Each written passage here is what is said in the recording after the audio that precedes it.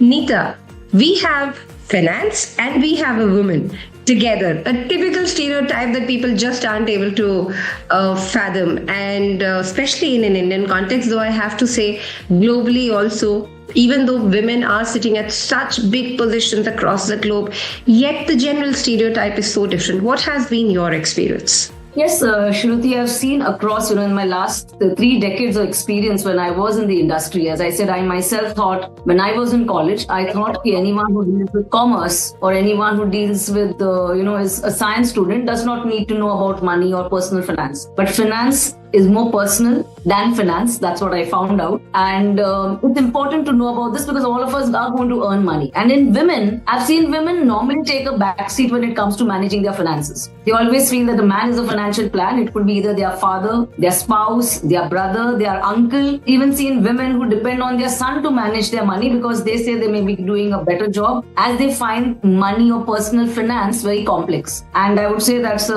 thanks to the industry as well, which has actually not been, educating and creating this thing where they're trying to make it simple. It's made very complex where a lot of jargons are thrown and women just get put off, and women are more into caregiving and more into, being with their children. They feel that this can be delegated and someone else can take it up. But it's a very important part, and women need to take charge of their finances, because I believe if a woman does take charge of her finances, she is able to do much more. She is more empowered. She is able to take more decisions. She is able to have better conversations at home. She's able to have better conversations when she's out working, negotiations. It's so important. It is very important that women should take charge of their finances. That's why I'm very passionate about this. I wanted to be a doctor, but I decided to be a financial doctor once when I realized, it was a very costly mistake that I had done with my money in my initial years. And that was due to lack of financial literacy. So once I developed that, I started talking to more people. I always encourage women to come forward and take charge of their financial lives.